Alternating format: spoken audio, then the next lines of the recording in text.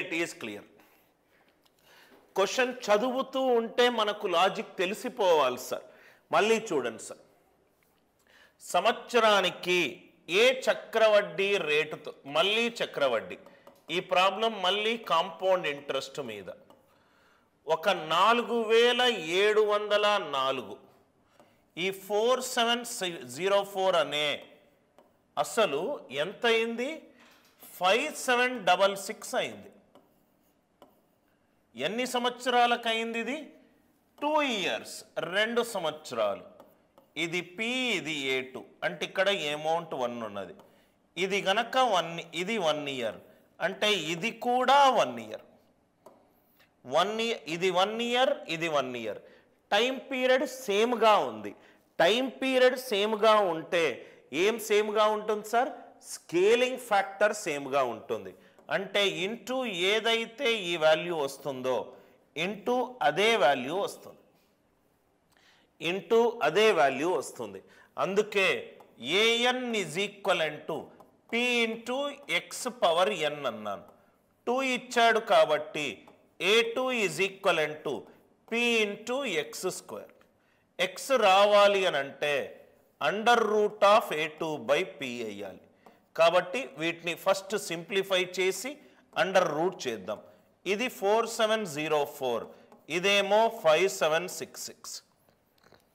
దీన్ని సింప్లిఫై చేస్తే ఇది 22352, ఇదేమో 2883. ఇది మళ్ళీ 2, మళ్ళీ మనం చేస్తే ఇది ఎంత sir? 5766. 228s are 56, 2 8s are 16, ఇదేమో 3. సో మళ్ళీ మనము 3 తోటి చేసి చూద్దాం. 3 7s are 21, 3 8s are 24, 3 4s are 12, 3 9s are 27, 3 6 are 18 1. ఇప్పుడు అండర్ రూట్ చేస్తే ఇది 784, ఇది 961. రూట్ 784 అంటే 28, 961 అంటే 31. 28 31 అయింది. ఎంత పెరిగింది? 3/28. 3/28. 3/28 అప్రాక్సిమేట్లీ 3/27 చేస్తే 1/9 అంటే 11.11. హారము పెరిగింది. హారము పెరిగితే వాల్యూ తగ్గుతుంది. సో ఆన్సర్ 11.11కి తక్కువ ఉండాలి. 11/3/7. 11/3/7. అందరికీ లాజిక్ అర్థమైంది కదా సార్?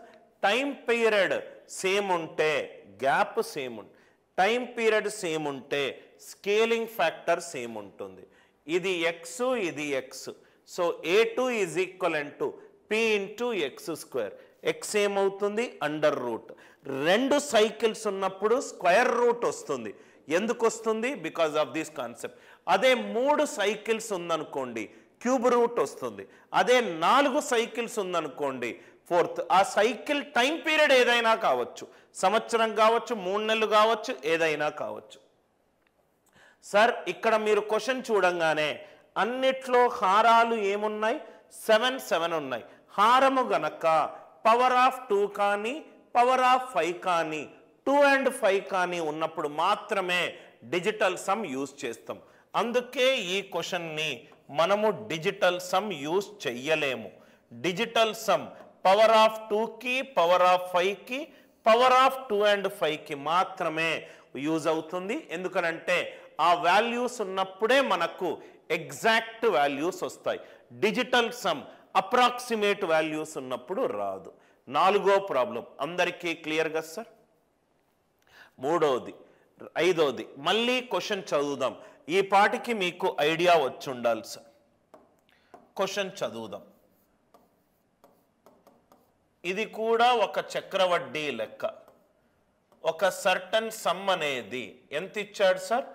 3,45,600 రూపాయలు అనేది 4,39,400 అయింది.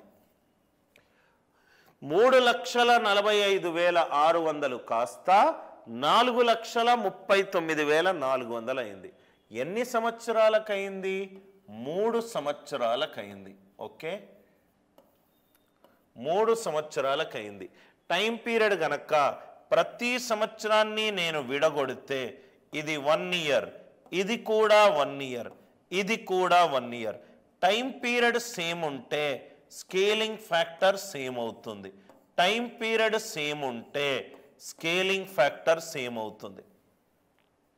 అంటే ఇక్కడ పి, ఇక్కడ పి, ఇక్కడ పి, పి క్యూబ్ వచ్చింది. అంటే దీన్ని సింప్లిఫై చేసి అండర్ రూట్ వేస్తే చాలు, క్యూబ్ రూట్ వేస్తే చాలు.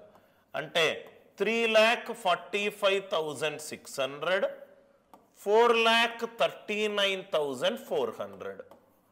సింప్లిఫై చేద్దాం. ఫస్ట్ 2 zeros 2 zeros పోయింది.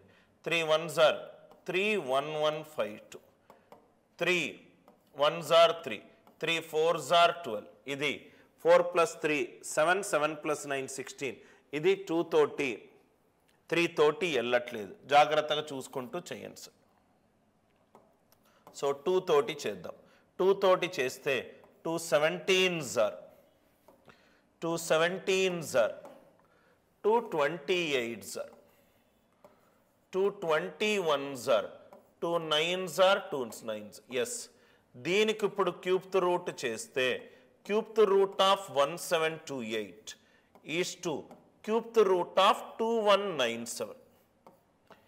ఇదేమో 12, ఇదేమో 13. 13 క్యూబ్ ఈజ్ 2197, 12 క్యూబ్ ఈజ్ 1728. 12 కాస్త 13 అయింది, 1 పెరిగింది 12 మీద. 1/12 వాల్యూ ఎంత? 8.33%. 8.33%. ఆన్సర్ ఎంత? 8/1/3. 8/1/3. అందరికీ స్కేలింగ్ ఫ్యాక్టర్ ఇంపార్టెన్స్ ప్రతి ఒక్కరికి అర్థమైంది అనుకుంటా.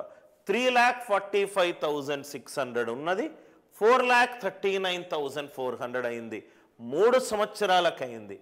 1 ఇయర్ 1 ఇయర్ 1 ఇయర్గా చేస్తే ప్రతి సంవత్సరము టైం పీరియడ్ సేమ్ ఉంది కాబట్టి స్కేలింగ్ ఫ్యాక్టర్ కూడా సేమ్ ఉంది. అందుకే ఆ వాల్యూలను నేను సింప్లిఫై చేసి రైట్ మినిమం వాల్యూలుగా చేసి క్యూబ్ రూట్ అప్లై చేశాను. సార్ ఎందుకు సార్ క్యూబ్ రూట్ అప్లై చేశారు? దాంట్లో మనకు టైం పీరియడ్ 3 times సేమ్ అయింది కాబట్టి.